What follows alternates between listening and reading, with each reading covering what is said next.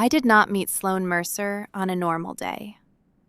I met her on the kind of day that splits your life in two so cleanly that afterward you start thinking in categories like before and after, as if your entire existence had been waiting for a single hard moment to divide it into something recognizable. Before Sloane, I still believed danger announced itself. I believed it wore a face. I believed it came with sirens, shouted warnings, breaking news banners, maybe a trembling assistant telling you your schedule had changed because something awful had happened downtown.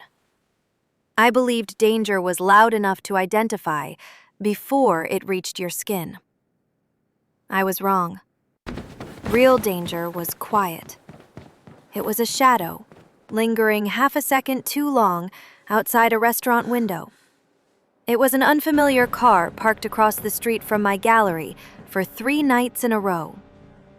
It was a call with no voice on the other end. It was a bouquet of white lilies left at my apartment with no card, even though I hated lilies and almost nobody knew that.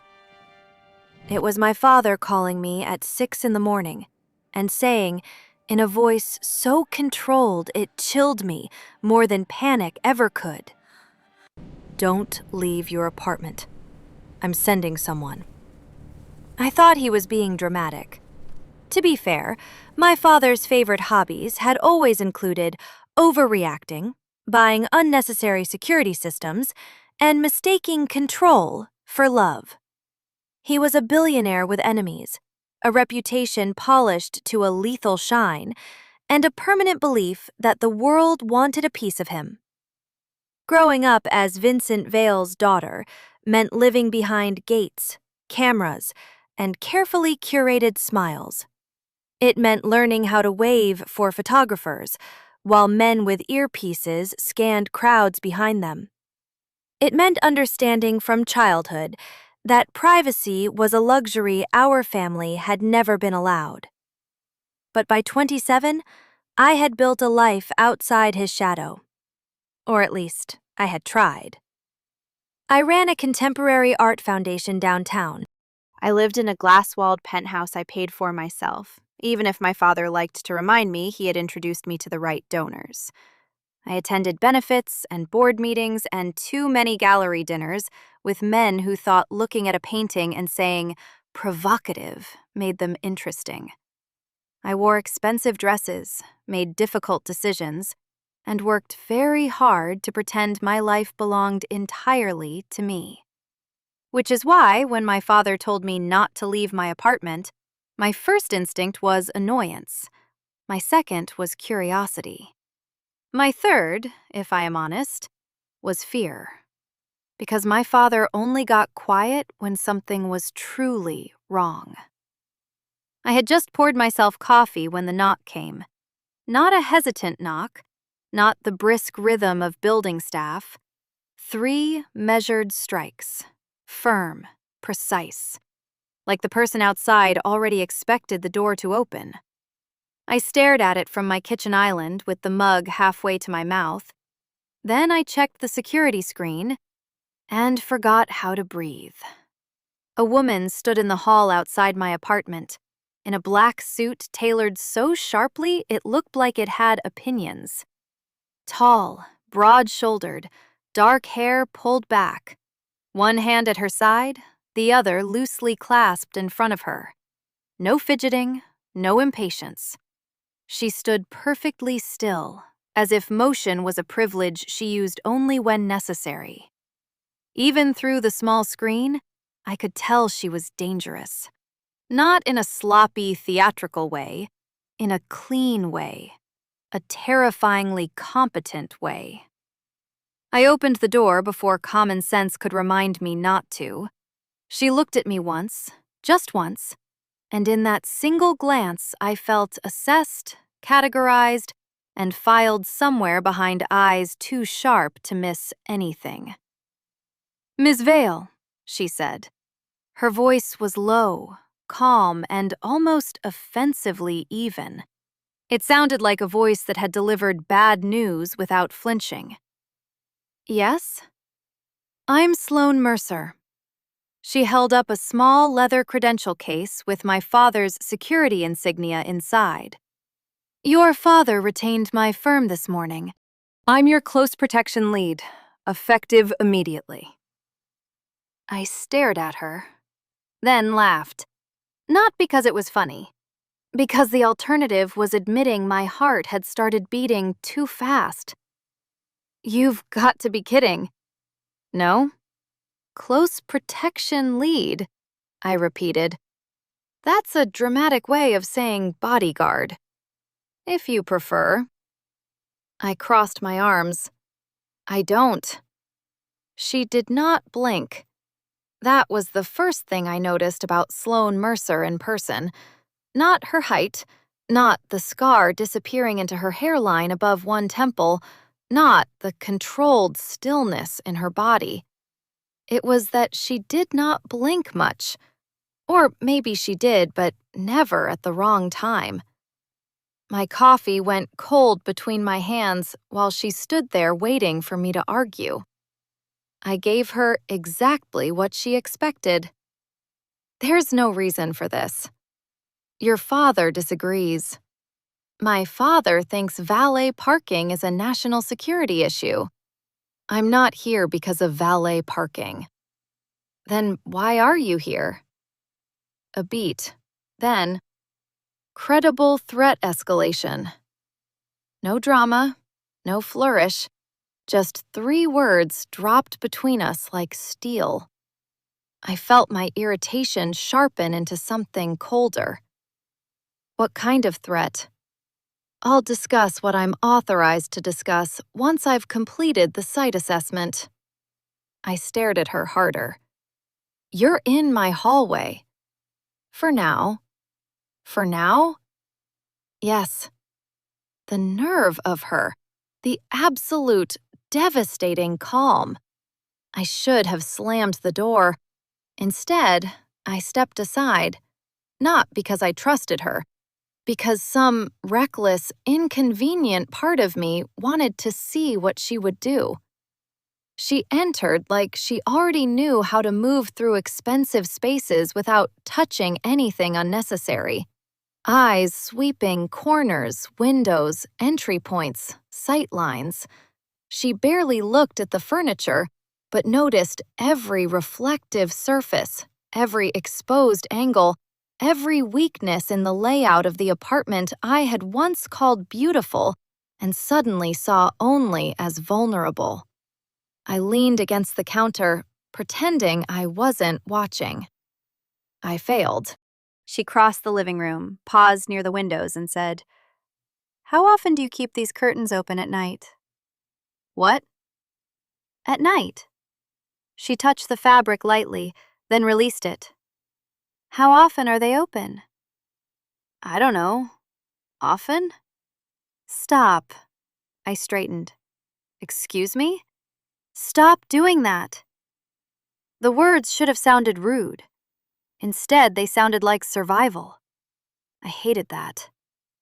She moved into my bedroom next, then the study, then the second bedroom I pretended was a guest room and not a glorified storage space full of framed canvases and unopened delivery boxes. When she came back to the living room, she set a small case on the coffee table and opened it. Inside were earpieces, batteries, 2 compact cameras, and a handgun so black and clean it looked unreal. I stared at it. She noticed. Legal, she said. That doesn't actually make me feel better. It isn't intended to. I laughed once under my breath because apparently this woman had trained professionally in sounding impossible. Then she looked at me more directly than before. Have you received any unusual messages in the last month? I hesitated. Her gaze sharpened. Yes, I admitted. Define unusual. I thought of the calls, the flowers, the man at the gala last week who had known my childhood nickname without introducing himself. The feeling of being watched in the parking garage beneath the foundation after closing. that weird pressure between my shoulder blades that had followed me all the way to my car. I suddenly hated how many things fit the word. So I told her. All of it. She did not interrupt once. She only asked precise questions. When did the calls begin? How many times? Did anyone besides you know about the lilies? Which gala? Did the man touch you? Did he say the nickname directly to your face? Did he smell like cigarettes? That last one made me blink. Yes, I said slowly. How did you know? Because men who want you uncomfortable and remembered usually work in habits. I stared. She wrote nothing down. She didn't need to. By the time she finished, my apartment no longer felt like mine. It felt like a report, a scene, a diagram of mistakes. And then she said the sentence that changed everything. You're not staying here tonight. I laughed again, but it came out thin. That isn't your decision. It is now. No, actually, it isn't. She held my gaze. For the first time, something shifted behind her composure. Not anger, not impatience. Resolve. Ms. Vale, she said, and her tone dropped low enough to make my skin tighten. Someone has been testing your routines, your visibility, and your access points. That means they are moving from curiosity to intent. You can be angry with me later. Tonight, you're coming with me. It should not have mattered that she said it like that, but it did. There is something deeply unsettling about meeting a person whose certainty makes your own feel decorative. I hated her a little for that. I hated myself more for obeying. The safe apartment was in Tribeca, hidden behind a law office no one would think to question. Clean lines, neutral walls, minimal furniture. The kind of temporary space rich people call discreet and everyone else would call soulless. Sloane cleared it room by room before allowing me inside. She checked windows, vents, deadbolts, secondary exits. Then she stood in the middle of the living room, listening. Actually listening. To what, I had no idea. Do you ever relax? I asked. No. Is that your actual answer? Yes. She said it with such sincerity, I almost smiled. Almost. Instead, I dropped my overnight bag onto the couch and looked around. How long am I supposed to stay here? Until I say otherwise. I turned. You really enjoy telling me what to do. No. Could have fooled me. She met my eyes. I enjoy keeping people alive. That should have ended the conversation. Instead, it lodged itself somewhere uncomfortably deep. She gave me the bedroom. I offered to split it. She looked at me as if I'd suggested arson. No. It's a king bed. No. You're very repetitive. You're very comfortable with bad ideas. I should not have noticed how the corner of her mouth almost moved when she said it. But I did. That first night, I barely slept. Every sound in the apartment seemed suspicious. Pipes knocking, elevator cables humming through the building, distant traffic below, a door closing somewhere down the hall. At 2:17 in the morning, I gave up pretending. I walked into the living room barefoot and found Sloane sitting on the couch in the exact same position she'd held when I'd gone to bed. Elbows on knees, hands loosely linked, gun within reach, eyes on the entryway. Not asleep, not even tired looking, just there. Her gaze shifted to me immediately. Problem? I can't sleep. Try again. I stared at her. You are not a comforting person. I'm not paid to be. That, annoyingly, made me laugh. Something subtle eased in her face when I did. Not a smile, more like the idea of one passing through and deciding not to stay. I crossed the room and sat at the far end of the couch. She said nothing. The city lights spilled pale bands across the floor between us. After a minute, she slid a glass of water from the coffee table toward me without looking. "You've been dehydrated all day," she said. I blinked. "How would you know that? You touched your lips every 20 minutes and only finished half a coffee." I stared at the water, then at her, then drank it because apparently being observed this closely had become my life without anyone consulting me. "Do you monitor everyone like this?" "Yes." "That's upsetting." "It's effective." Silence settled. Not warm, not exactly awkward, just strangely full. I looked at her profile in the dim light, the clean line of her nose, the severe knot of dark hair at the nape of her neck, the faint, old scar above one eyebrow, the set of her jaw like she had once taught herself never to yield and then forgotten how. I wondered, not for the last time, what kind of life made a person like this? She sensed the direction of my thoughts before I spoke. "You're staring." "I'm thinking." "About?" "You." That got her attention. Her head turned slightly. And there it was again, that unnerving directness. I should have looked away. I didn't. "You always look like you're waiting for a war," I said quietly. A beat passed. Then, "I usually am." I did not know what to do with that. So, because I have always had a self-destructive relationship with honesty, I asked, "Would you still protect me if you weren't being paid to?" She didn't answer immediately. The city hummed below us. Somewhere in the building, a pipe knocked. Then Sloane said, "Yes." One word. No hesitation. It should not have changed the air. It did. By the next morning, I was already in trouble. Not danger trouble. Worse. Awareness trouble. I became aware of Sloane Mercer in ways that made me deeply suspicious of myself. The sound of her boots crossing hard wood before dawn.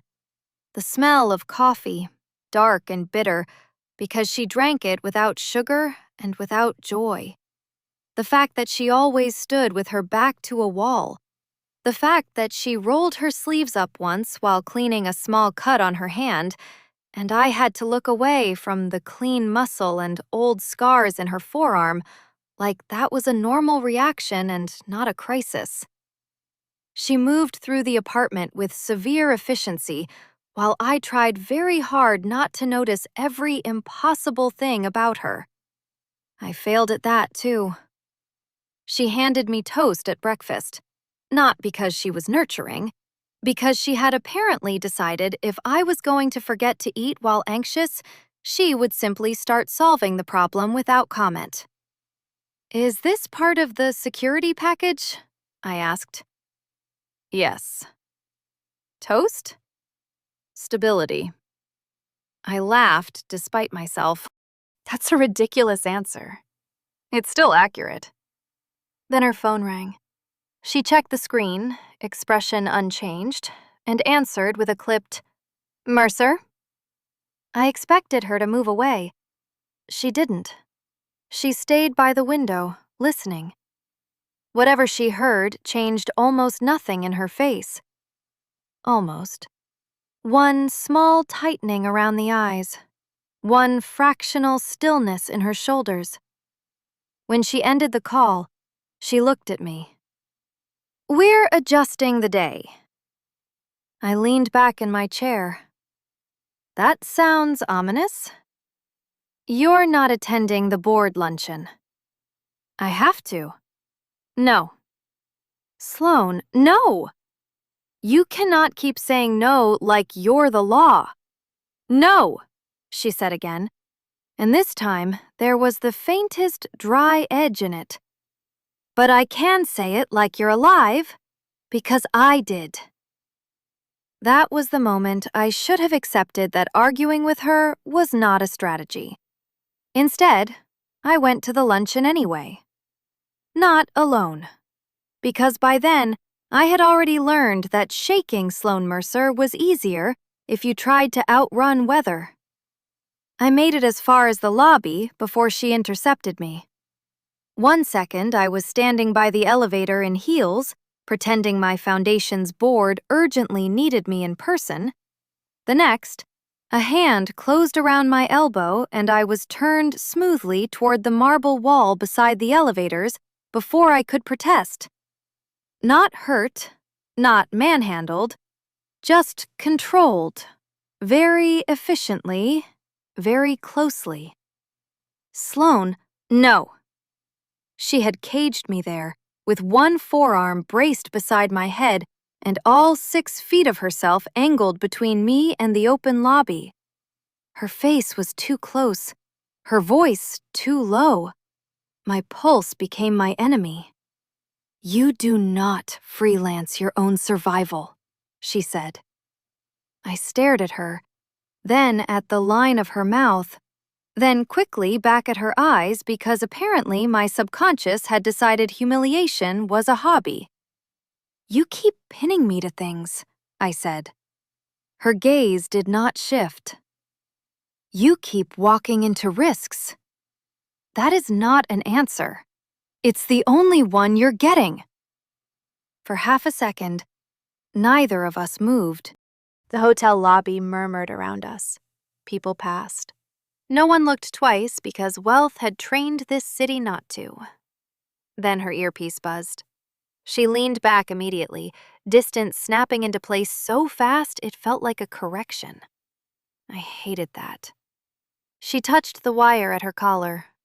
Say again? Her eyes sharpened. Then she looked at me in a way that turned my blood cold. Inside, she said. Why? Now! That was not a suggestion. We were halfway back to the underground garage when the first shot hit the windshield of the SUV. It sounded less like a gunshot than a violent crack in reality. The glass bloomed white. I screamed. Sloane shoved me down so fast my shoulder hit leather and her body was over mine before my brain caught up. Down! A command. Not loud. Absolute. Another shot. The driver swore and swerved. Sloane's forearm shielded the back of my neck, while one hand braced against the seat and the other reached for her sidearm. Everything happened at once and too fast. Tires screamed, the engine roared, the world tilted. I clutched the front of Sloane's jacket so hard my fingers hurt. She did not tell me to let go. She only pressed me lower and said directly into my ear, "Stay with me." As if I had a choice.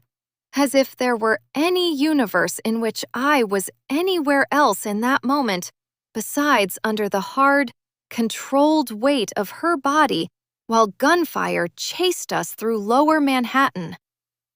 Then, silence. Not real silence, just the absence of more shots. My own breathing sounded broken. Sloane didn't move right away. She stayed over me, listening, every muscle taut. Only when she was sure did she lift herself enough to look down. Her eyes searched my face once, fast and clinical. You hit your head? No. Any glass?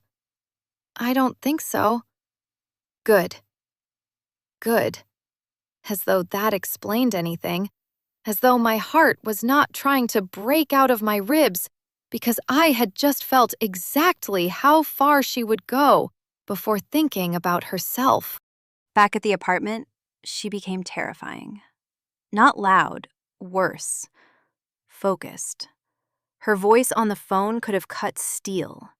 Orders, route changes, forensics, ballistics, pull the traffic cameras, lock secondary access, rerun every building credential from the last 2 weeks.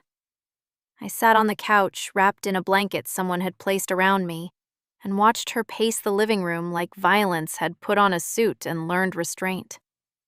When she finally ended the last call, she looked at me, and something in her face changed. Just enough. She crossed the room and crouched in front of me. The move startled me more than the gunfire had. Sloane did not lower herself casually. Yet there she was, kneeling in front of me, close enough that I could see the faint gold ring around her dark irises. "Look at me," she said. I already was. Her hands moved lightly to my wrists, checking for cuts, then my shoulders, then the side of my neck where a fragment of glass had left a shallow red line I had not noticed until her thumb hovered near it. "Does this hurt?" "Only when I'm being dramatic." Her mouth almost moved again. Almost. "No concussion symptoms?" "Not unless attraction to your bodyguard counts." The words left my mouth before I could stop them. I froze. Sloane froze. The room went very still. I wanted the floor to open and swallow me. Instead, I said the worst possible thing. "I'm kidding." She held my gaze for one dangerous beat too long, then said, very quietly, "Don't joke about things you're not prepared to answer for." And that was somehow worse. That night, she slept on the floor beside my bed. Not in the armchair, not on the couch, on the floor, back against the wall, within arm's reach of me. I told her it was unnecessary. She told me that opinions from people who walked willingly into an active threat matrix had temporarily lost value. I said that was rude. She said survival often was. So I lay in bed and stared at the ceiling while moonlight moved across the room, and tried not to think about the shape of her a few feet away. At some point, I said her name into the quiet. "Sloane?" She answered instantly. "Yes." "Do you ever get scared?" A pause, then, "Yes." I turned my head toward her shadow in the dark. "You don't look scared."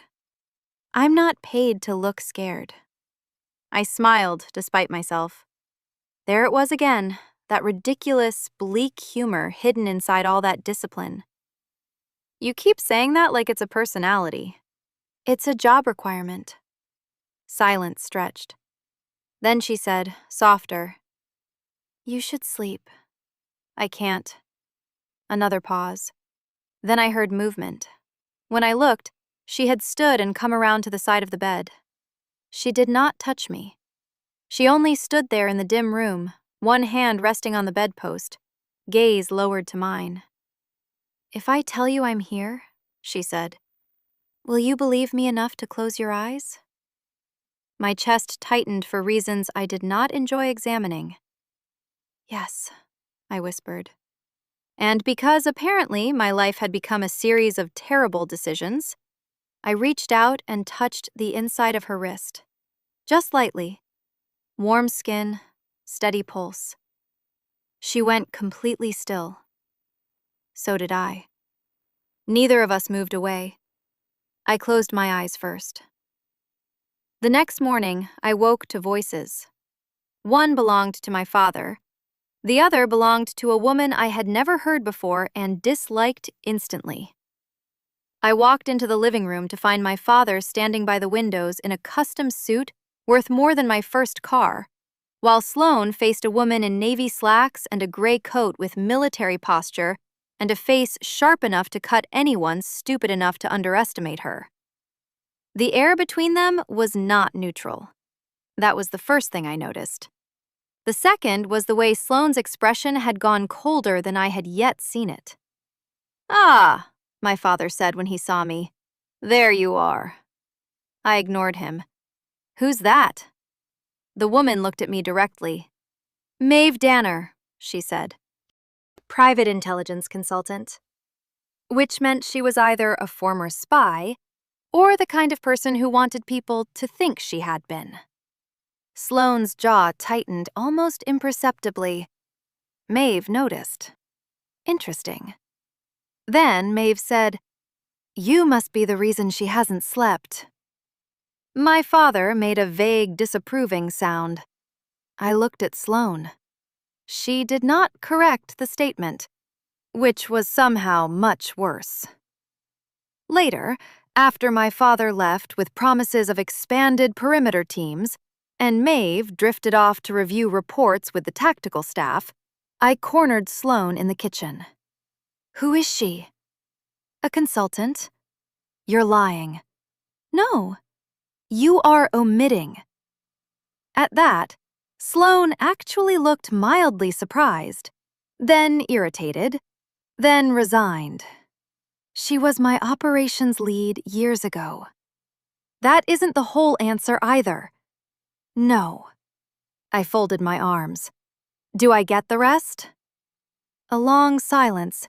Then, "We had a personal history." Something in my chest made a sharp, ugly movement. I hated it on sight. That emotion, that possessive little sting. I had no right to it. It arrived anyway. "Oh." Sloane watched me too closely. "It's over." I didn't ask. "You were about to." I glared. She held the glare without difficulty.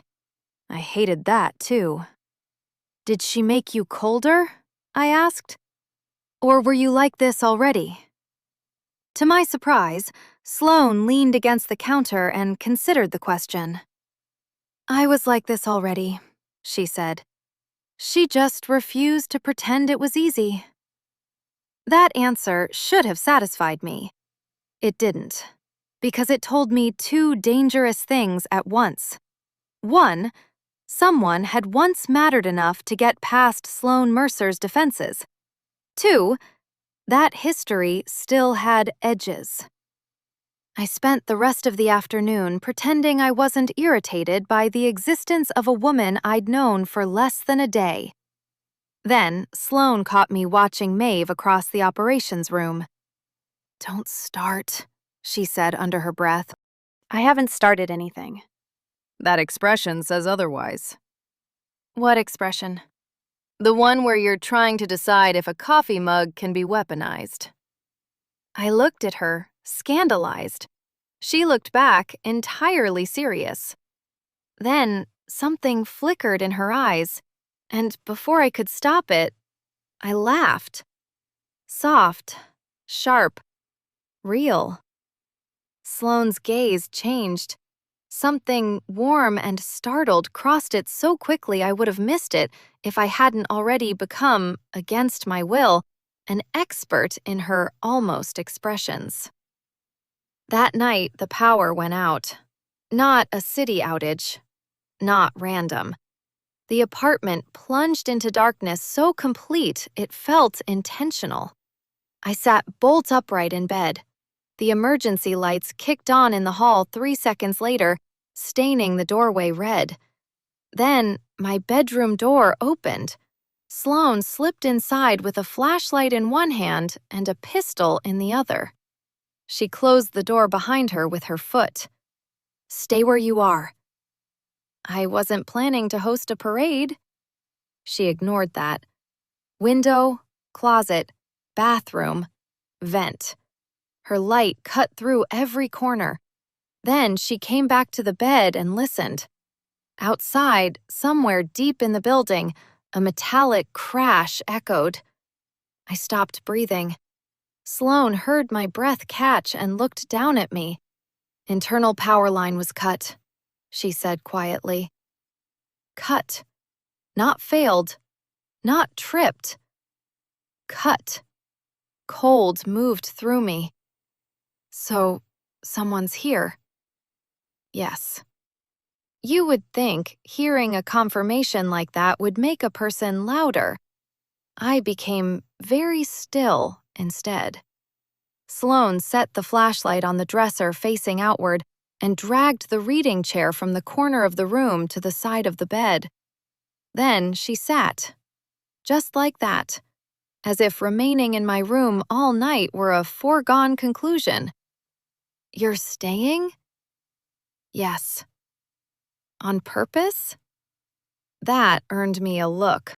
I wrapped the blanket tighter around myself to hide how suddenly aware I was of the dark room, the red emergency lights in the hall, and the fact that Sloane Mercer was less than 3 feet from my bed, with a gun across her lap and a face carved entirely out of concentration. Minutes passed, maybe an hour. I could not tell. Fear changes time. Eventually, I said, "You can't sit there all night." "Yes, I can." "You should at least lean back." "No."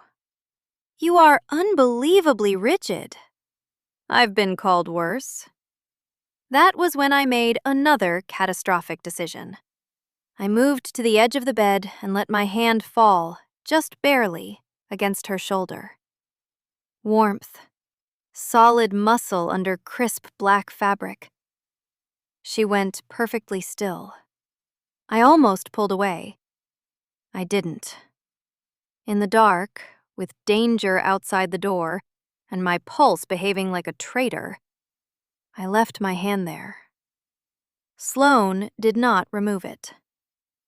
Hours later, I woke to dawn bleeding pale around the curtains and found her no longer in the chair. She was lying on top of the blanket beside me, still fully dressed, facing the door even in sleep. At some point, she had decided the chair was not close enough. That realization did things to my heartbeat I could not defend. I turned slowly. Her face, in sleep, was different. Younger. Less guarded. Human in a way that felt almost intrusive to witness. A strand of dark hair had fallen loose near her cheek. Her hand rested lightly over the blanket near my waist. Like, even asleep, she was keeping count of my existence. I moved before I thought better of it. Just slightly. Closer. Her eyes opened instantly. Sharp. Then soft when she saw me. For one suspended, breathless moment, neither of us moved. Our faces were too close. The room too quiet. The air too full. My mouth went dry. "Sloane," I whispered.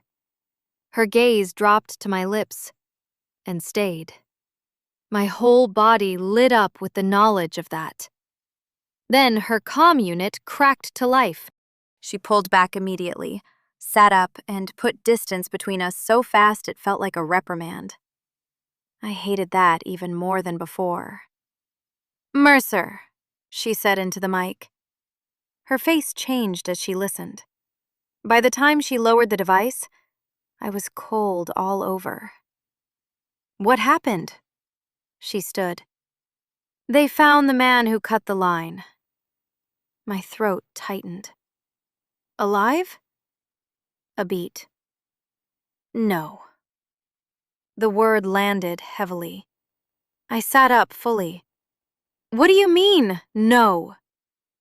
Sloane held my gaze. There was something in it I had not seen before. Not guilt. Something more dangerous. "He didn't make it off the property." "How?" "He fell." I stared at her. "You're lying." "I'm not." "You are not telling me everything." Silence. Then she said quietly, "He had a knife." My chest tightened. I reached him before the team did. He panicked, ran toward the service stair, slipped over the edge. She said it flatly, efficiently, but the pause before reached him told me more than the whole sentence. I looked at her differently after that. Not because I thought she'd pushed him, because I suddenly understood she might have wanted to.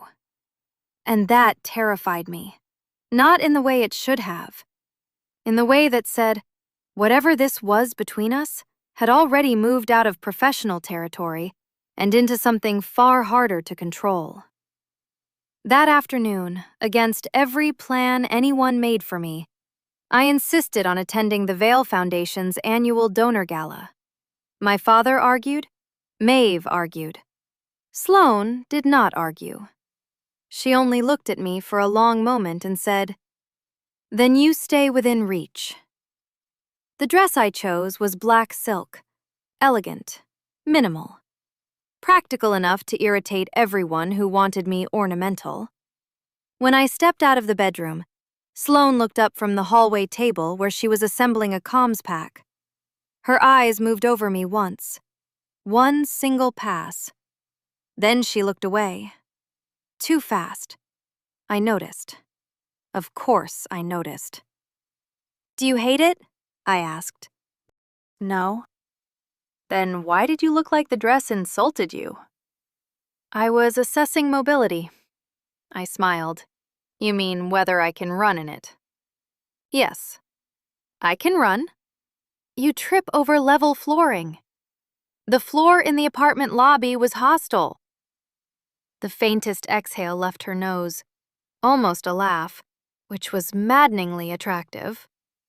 At the gala, Sloane stayed so close I could feel her before I saw her, a hand at the small of my back guiding me through crowds, a shoulder appearing between me and overly familiar strangers, a quiet, not him, when a councilman with opportunistic hands tried to corner me by the sculpture installation. Every time someone moved too near, she adjusted. Not dramatic, instinctive. The effect was worse, because it made me feel like my body had become something she tracked without effort. Halfway through the evening, the donor I barely knew stumbled backward into me near the champagne tower. I lost my balance. Before I could fall, Sloane's arm locked around my waist and pulled me back into the solid line of her body. I inhaled sharply. She held me there 1 second longer than necessary. Maybe 2. I turned my head. Our faces were inches apart. Her hand was still splayed against my waist. Her eyes searched mine. "You okay?" she asked. Not bodyguard flat. Not professional. Personal. That was the problem. Not the crowd, not the threat. That. I nodded. Neither of us moved.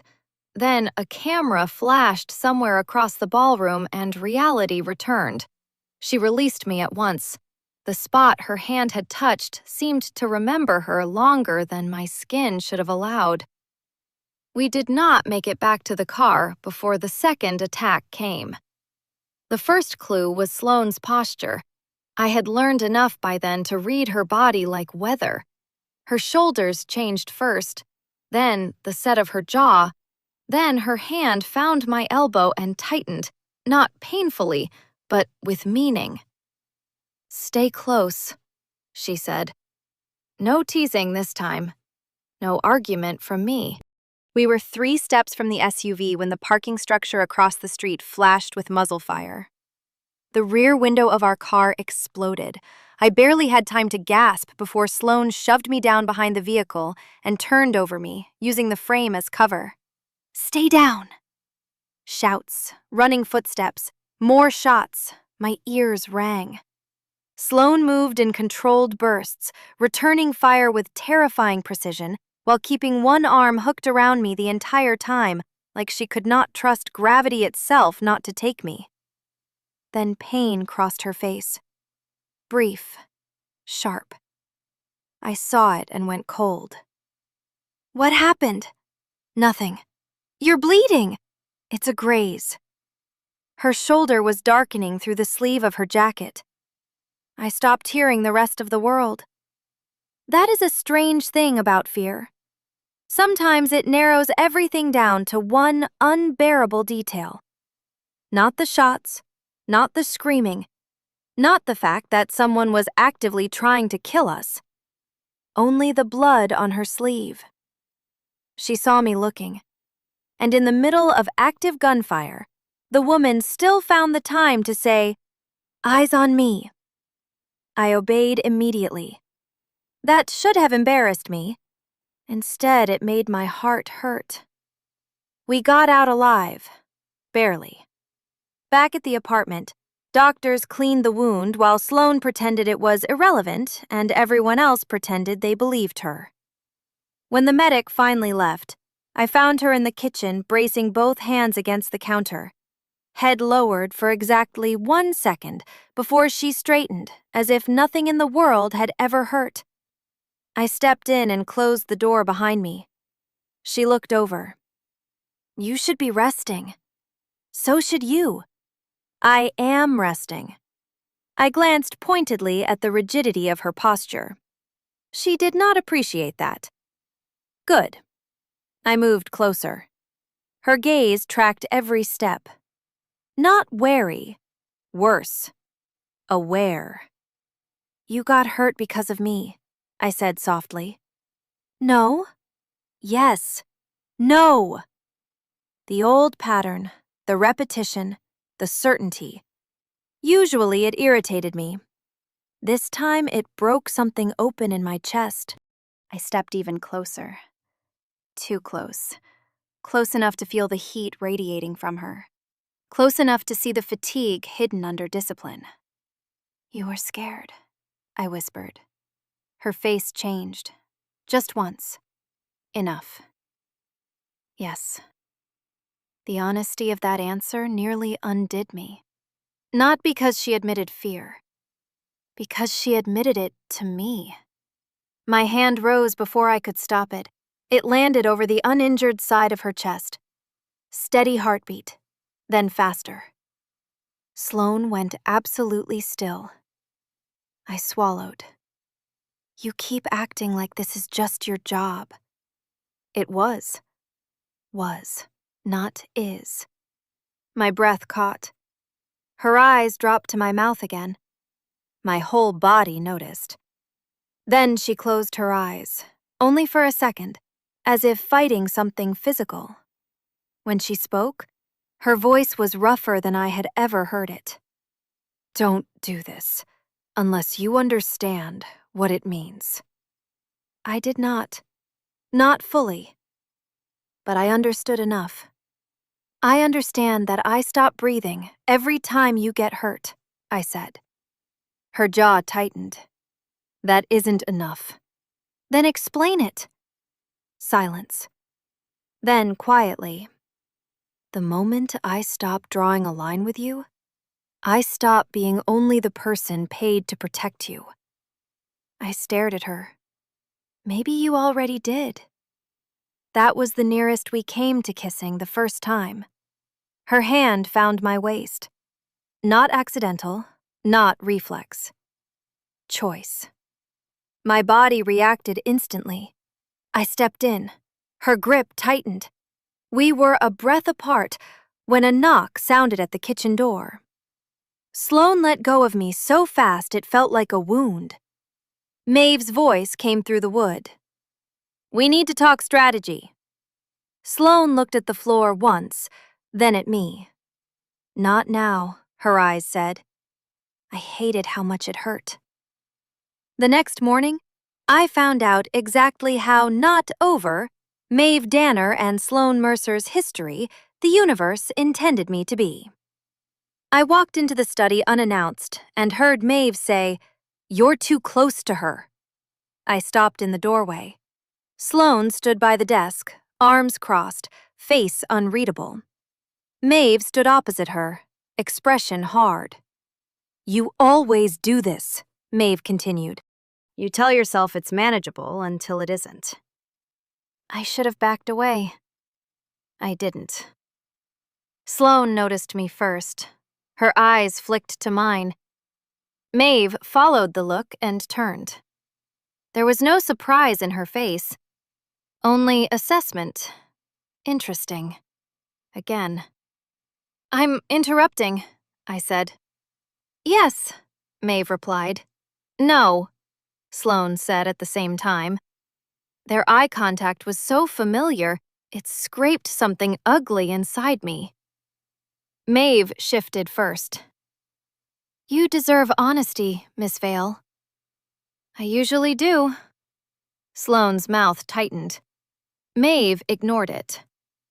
"Sloane and I were together for 3 years." I felt my spine go straight. I don't know what expression crossed my face. Whatever it was, Sloane saw it and looked briefly murderous. At Maeve, not me. That should have helped. It didn't. "Past tense," Sloane said. Maeve gave a cool little smile. "Very." Then to me, "She has a habit of pretending care is tactical right up until it becomes catastrophic." Sloane's voice dropped. "That's enough." I should have left. I stayed. Because some part of me needed to know if there had ever been someone who had made Sloane look the way she looked at me in half-second accidents she never meant to reveal. And because I was suddenly deeply, irrationally jealous of a woman whose competence made me want to throw a flower vase. After Maeve left, the silence in the room turned dense. I folded my arms. "So," Sloane leaned against the desk and watched me very carefully. "So, that's your strategy? Repeat me until I calm down? It works more often than you think." I gave her a flat look. She sobered. "It ended years ago." "That isn't what bothered me." "No?" I hated how quickly the truth leaped up. "No." Sloane waited. Damn her. "It bothered me that she knows how to get under your skin," I said. "It bothered me that she talks like she knows what you'll do before you do. It bothered me that she looked at me like I'm a pattern she recognizes." Something changed in Sloane's face. Not amusement. Something softer. More dangerous. "You're jealous." The directness of it made me want to throw myself through the window. "No." Liar. I stared at her. She stared back. Then, because apparently humiliation truly had become my theme, I said, "Maybe a little." Sloane exhaled through her nose. It might have been the closest thing to a laugh I'd ever dragged from her while she remained technically serious.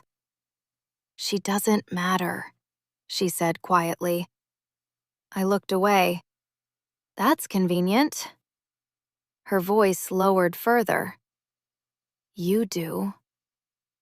That should not have rendered me speechless. It did.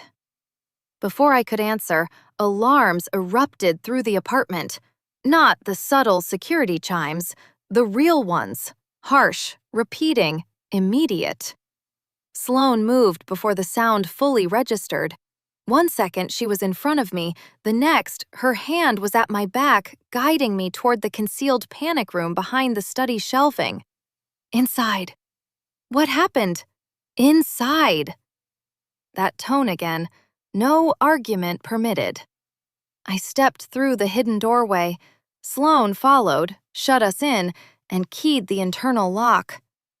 The room was small, reinforced, airless. Too close. The only light came from a single overhead strip that hummed faintly.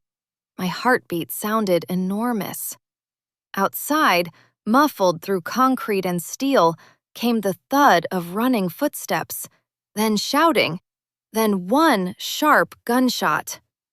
I flinched hard. Sloane's hand landed at the back of my neck instantly, firm, grounding. Breathe. I looked at her. Really looked. The composure was still there, but underneath it, buried deep and blazing hot, was fear. For me. Not professionally, personally. The realization hit so hard it bypassed thought and left my mouth as truth. Don't leave me. Everything in her face changed. Not obviously, not to anyone who didn't know to search for the fault lines. But I knew them now. I'm not going anywhere, she said. I mean, after this. Silence. Her thumb shifted once against the side of my neck. Then she said, low and devastatingly certain, I know what you mean. The air changed. We both felt it. Her eyes dropped to my mouth. Mine probably did the same. And then footsteps stopped directly outside the panic room door. Both of us froze. Sloane moved in front of me in one seamless turn, gun raised, body shielding mine entirely. The handle rattled once. Twice. Then a voice called through the door. Maeve. All clear. The breath I let out shook. Sloane didn't lower the gun for another 5 seconds. When she finally did, she still did not step away from me. I could feel every inch of her body through the narrow space between us. Neither of us commented on that. Neither of us was stupid enough to. Afterward, when the apartment had been swept and the tactical team confirmed 2 intruders down and 1 in custody, I sat on the edge of my bed and shook so hard I couldn't make my fingers still. Sloane came in quietly. No jacket, no gun visible, just her. She closed the door and turned the lock. Then, without a word, she crossed the room and sat beside me on the bed. Close. Close enough for our knees to touch. You should try to sleep, she said softly. I can't. I know. And then, she did the one thing I had stopped allowing myself to hope for. She lay down on top of the covers beside me. Not touching at first, just there, facing me.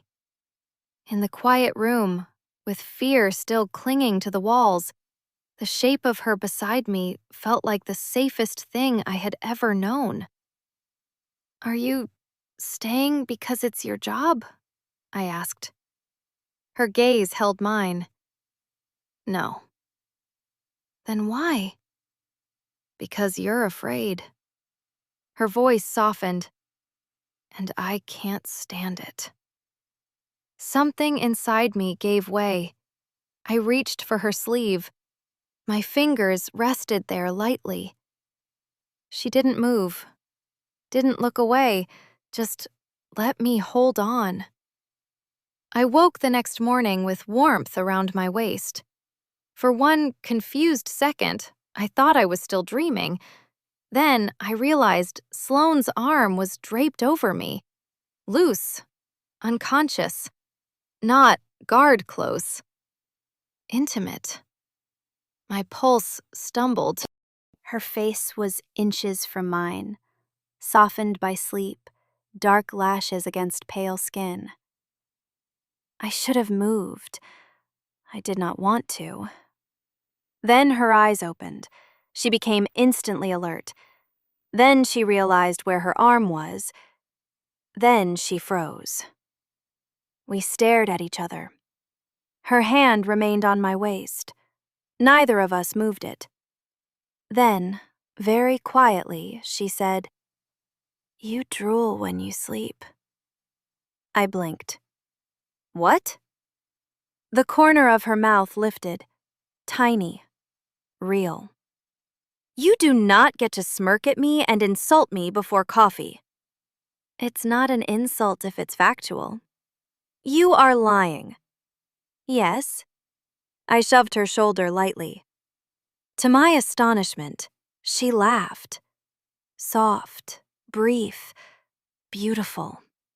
The sound hit me harder than any touch had, because it was private, because it was mine, because I wanted to spend the rest of my life learning how to earn it again. That should have terrified me more than it did. At breakfast, Maeve watched us over her coffee with the expression of a woman silently narrating a predictable disaster. I disliked her on principle for being possibly correct. Sloane ignored her with expert precision. Then one of the perimeter guards rushed in. "Front gate," he said. "Woman demanding to see Miss Vale.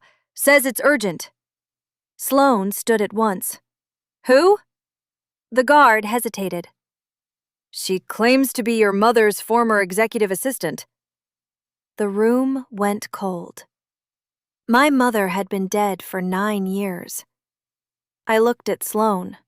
She looked at me. Something passed between us. Need, fear, understanding.